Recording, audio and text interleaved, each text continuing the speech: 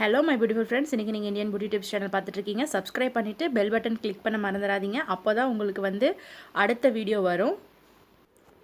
இன்றைக்கி நாம் biscuit cake oven இல்லாமல் தோசை தவா வச்சு எப்படி செய்யுதுன்னு பார்க்க போகிறோம். ஸோ ஃப்ரெண்ட்ஸ், இப்போ நம்ம பார்த்துட்ருக்கிற பொருள் தான் நம்ம கேக் செய்ய போகிறதுக்கு தேவையான பொருட்கள். ஒரு கப் மைதா மாவு எடுத்துக்கிறோம், ஒரு கப் சர்க்கரை எடுத்துக்கிறோம். எந்த கப்பில் மைதா மாவு எடுக்கிறோமோ அதே கப்பில் சர்க்கரை எடுங்க. அப்போ தான் உங்களுக்கு டேஸ்ட் கரெக்டாக இருக்கும். ஒரு பிஞ்ச் பேக்கிங் சோடா எடுத்துக்கோங்க, ஒரு ஸ்பூன் பேக்கிங் பவுடர் எடுத்துக்கோங்க. ஸோ இதெல்லாம் சூப்பர் மார்க்கெட்ஸ்லேயே இப்போ ஈஸியாக கிடைக்குது, அங்கே வாங்கிக்கோங்க. பால் ஒரு டம்ளர் எடுத்திருக்கேன், காய வச்ச பாலை வெதுன்னு சூடு பண்ணி எடுத்திருக்கேன். ஸோ இப்போ அது கூட ஒரு கப் எண்ணெய் எடுத்திருக்கேன். அது நீங்கள் நார்மலாக வீட்டில் எண்ணெய் யூஸ் பண்ணுவீங்களோ அதுவே எடுத்துக்கலாம். டியூட்டி ஃப்ரூட்டி, அப்புறம் கொஞ்சம் வெனிலா எசன்ஸ், அந்த ஃப்ளேவருக்காக நாம் இங்கே யூஸ் பண்ண போகிறோம். ஸோ இப்போ நம்ம பிஸ்கெட்ஸை பவுடர் பண்ணிக்கலாம். ரொம்ப நைஸாக பவுடர் பண்ணிடக்கூடாது, கொஞ்சம் கரகரப்பாக இருக்கிற மாதிரி பவுடர் பண்ணிக்கணும். ஏன்னா நமக்கு தெரியும் கேக்கில் ரொம்ப நைஸாக இருந்தால் நம்மளால் அந்த டேஸ்ட் கிடைக்காது, கடையில் கிடைக்கிற டேஸ்ட் கிடைக்காது. ஸோ கரகரப்பாக இருந்துச்சுன்னா அந்த கேக்குக்கான பதம் கரெக்டாக இருக்குங்க. ஸோ இப்போ இது கூட ஒரு கப் சர்க்கரையும் நம்ம கலந்து கொஞ்சம் கரகரப்பான பதத்துக்கு பிஸ்கெட்ஸை பொடிச்சு வச்சுக்கலாம். ஸோ இப்போ பார்த்திங்கன்னா தெரியும் உங்களுக்கு பிஸ்கெட்ஸ் எந்த அளவுக்கு பொடிச்சிருக்கு அப்படின்ட்டு. ஸோ இப்போ நம்ம இதை ஒரு பவுலில் மாற்றிட்டு கரகரப்பான பவுடரை சும்மா ஒரு கலர் கலந்து வச்சுக்கோங்க. கட்டி ஏதாவது இருந்தால் உடச்சி விட்ருங்க. இப்போ நம்ம இந்த பவுடர் கூடவே நம்ம எடுத்து வச்சுருக்க ஒரு கப் மைதா மாவை ஆட் பண்ணிக்கலாம். சர்க்கரை இதுலேயே ஆல்ரெடி ஆட் பண்ணிட்டோம் நாம், ஸோ அதனால் ஒன்றும் பிரச்சனை இல்லை. ஸோ எடுத்து வச்சுருக்கிற ஒரு ஸ்பூன் பேக்கிங் பவுடர், ஒரு 1/4 ஸ்பூன் அளவுக்கு பேக்கிங் சோடா, இதெல்லாம் நமக்கு சூப்பர் மார்க்கெட்லேயே கிடைக்குங்க. ஸோ ஈஸியாக நீங்கள் வாங்கிக்கலாம். இதை நம்ம இப்போ போட்டுட்டோம். நெக்ஸ்ட் ஒரு ஸ்பூன் வெனிலா எசன்ஸ் நாம் இங்கே ஆட் பண்ணுறோம். வெனிலா எசன்ஸ் தான் ஊற்றணும் அப்படிங்கிறதுலாம் கிடையாது. உங்களுக்கு பிடிச்ச மாதிரி இப்போ ஒரு லாவெண்டர் எசன்ஸோ இல்லை ரோஸ் எசன்ஸோ பைனாப்பிள் எசன்ஸ் இந்த மாதிரி நிறைய இருக்குதுங்க. நமக்கு பிடிச்ச டேஸ்ட் நாம் கலந்துக்கலாம். கட்டி இல்லாமல் கொஞ்சம் நல்லா கலந்துக்கிட்டு ஓரளவுக்கு அந்த கட்டிலாம் போனதுமே லம்ஸ் இல்லாமல் நம்ம இப்போ இது கூட என்ன சேர்க்க போகிறோம் அப்படின்னா, பால் வச்சுருக்கோம் இல்லைங்களா, நம்ம காய வச்ச பாலை வெதுன்னு சூடு பண்ணி வச்சுருக்கோம். அதை கொஞ்சம் கொஞ்சமாக கலந்து நம்ம நல்லா கேக் பண்ணுற அந்த பேட்டர் அளவுக்கு நல்லா கொஞ்சம் கலந்துக்க போகிறோம்.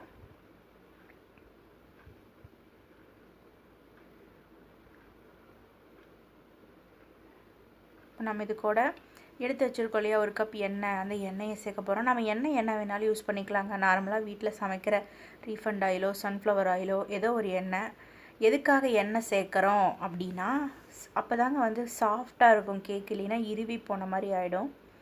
கேக்ஸ் நம்ம வெந்ததுக்கப்புறமா சாஃப்டாக இருக்கணுங்கிறதுக்காக தான் இந்த எண்ணெய் சேர்க்குறது. ஸோ இப்போ பால் கொஞ்சம் சேர்த்தாச்சு, நல்லா மிக்ஸ் பண்ணிக்கோங்க. இந்த டைமில் நம்ம அவசரப்படாமல் நல்லா மிக்ஸ் பண்ணோம்னா இந்த அளவுக்கு நமக்கு கிடச்சிரும். பார்த்திங்கனாவே தெரியும் கேக் செய்கிறதுக்கான பேட்டர் ரெடி ஆகிட்டே இருக்குது. ஸோ இன்னும் கொஞ்சம் பால் சேர்த்துக்கிறோம்.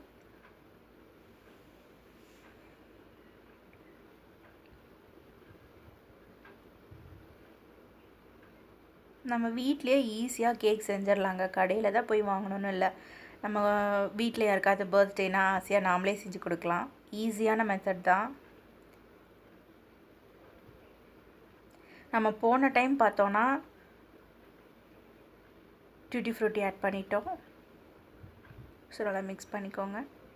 போன டைம் இதே மாதிரி நம்ம எப்படி ஒரு பாத்திரத்தை வச்சு கேக் பேக் பண்ணுறதுன்னு பார்த்தோம். நீங்கள் அந்த ஒரு வீடியோவையும் போய் பாருங்கள். டிஸ்கிரிப்ஷன் பாக்ஸில் நான் அந்த லிங்க்கையும் ஆட் பண்ணுறேன்.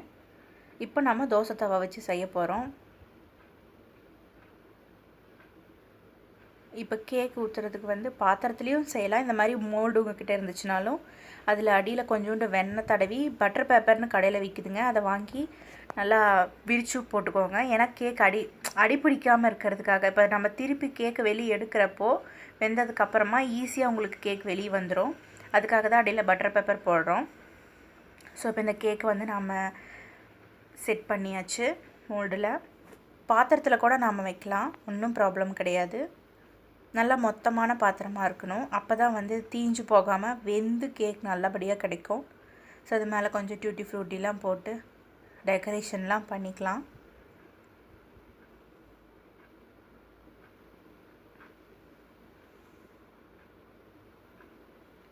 இந்த மாதிரி மெதுவாக 2 தட்டு தட்டிக்கோங்க, அப்போ தான் எங்கேயும் கேப் இல்லாமல் நல்லா செட் ஆகும்.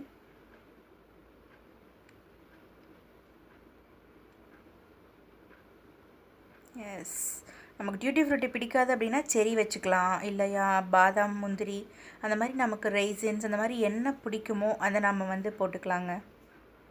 தேங்காய் துருவல் கூட சேர்த்துக்கலாம், நம்ம டேஸ்ட்டை பொறுத்து. அதை நெய்யில் வறுத்து ரோஸ்ட் பண்ணி சேர்த்துங்கன்னா இன்னும் நல்லா ஃப்ளேவர் நல்லாயிருக்கும். இல்லை நெய்யில் வறுக்கிறது பிடிக்காதுன்னா அப்படியே சேர்த்துக்கலாம். ஸோ தோசை தவா வச்சு தான் எப்படி கேக் செய்கிறது நாம் இப்போ பார்த்துட்ருக்கோம். ஒரு டைம் இந்த கேக் செய்கிறதுக்காக தோசை தவா யூஸ் பண்ணிட்டிங்கன்னா அதை மறுபடியும் யூஸ் பண்ண முடியாதுங்க. ஸோ இதுக்குன்னு தனியாக ஒரு தோசை தவா வச்சுக்கோங்க. ஸோ பார்த்திங்கன்னா நான் வந்து மீடியம் ஃப்ளேமில் தோசை தவாவை நல்லா சூடு பண்ணி வச்சுருக்கேன். ஹை ஃப்ளேமில் வைக்கக்கூடாதுங்க, கருகிடும். லோ ஃப்ளேமில் வச்சா ரொம்ப டைம் எடுத்துக்கும். ஸோ இதில் வந்து நான் கேக்கை வச்சு மூடி வைக்க போகிறேன். எஸ், 45 மினிட்ஸ் கழித்து நான் இப்போ கேக்கை ஓப்பன் பண்ணி பார்த்துருக்கேங்க. சூப்பராக கேக் பார்த்திங்கன்னா வெந்து உப்பி வந்திருக்கு. இதுதாங்க நமக்கு வந்து கேக் வெந்ததுக்கான அடையாளம். ஸோ ஏன்னா நம்ம பாதி அளவு தான் வந்து கேக் பேட்டர் இதில் நம்ம வச்சு தோசை தவாக்குள்ளே வச்சு மூடி வச்சோம். பார்த்திங்கன்னா நல்லா கேக் உப்பி வந்திருக்கிறது நமக்கு தெரியுது. ஸோ கேக் வெந்துருச்சு. ஸோ இப்போ இது வெந்துருச்சா இல்லையான்னு நம்ம எப்படி பார்க்கலான்னா இப்படி தான் பார்க்கணுங்க. இந்த மாதிரி ஒரு மைக்கோதி ஊசி இல்லையா ஒரு டூத் பிக் எடுத்துக்கோங்க, ஸ்பூன் எதில் நம்ம விட்டு பார்த்தாலும் மாவு வரக்கூடாதுங்க. கேக் நல்லா வெந்திருந்ததுன்னா மாவாக வராது. ஸோ இப்போ நம்ம அடுப்பை ஆஃப் பண்ணிவிட்டு கேக்கை நான் வந்து கேக் மோல்ட்லேருந்து வெளியே எடுத்து வச்சுட்டேங்க. கொஞ்சம் ஆறணும், ஆறுனதுக்கப்புறம் தான் கேக் மோல்டை விட்டு வெளியே வரும். அப்போயே எடுத்திங்கன்னா உடஞ்சிடும் கேக்கு. ஸோ நல்லா ஆறுனதுக்கப்புறமா நான் இந்த மாதிரி வெளியே எடுத்து வச்சுருக்கேன். ஸோ இப்போ இந்த கேக்கை திறப்பலாம். சூப்பரான கேக், பிஸ்கெட் கேக் நம்ம வீட்லேயே ரெடி பண்ணிட்டோம். அதுவும் ஓவன் இல்லாமல் பார்த்திங்கன்னா தெரியும் எவ்வளோ சாஃப்டாக இருக்குது கேக்கு. ஸோ சூப்பரான சாஃப்டான ஹெல்தியான டேஸ்டியான கேக் வீட்லேயே நம்ம கைப்பட நாம் செஞ்சு நம்ம வீட்டில் இருக்கவங்களுக்கு கொடுக்க போகிறோம். சூப்பரான கேக் ரெடி பண்ணிட்டோம் வீட்லேயே, ஓவன் இல்லாமங்க. ஸோ ட்ரை பண்ணி பாருங்கள். இதுக்கு முன்னாடி நம்ம சேனலில் கேரட் கேக் எப்படி செய்கிறதுன்னு போட்டிருக்கோம். அது வந்து ஒரு பாத்திரத்தை வச்சு எப்படி செய்கிறதுன்னு போட்டிருக்கோம், உப்பு வச்சு வேக வைக்கிறது. நெக்ஸ்ட்டு வந்து சாக்லேட் வீடியோ போட போகிறோம், அதையும் பாருங்கள். சப்ஸ்கிரைப் பண்ண மறந்துடாதீங்க, பெல் பட்டன் கிளிக் பண்ணுங்கள். தேங்க்யூ.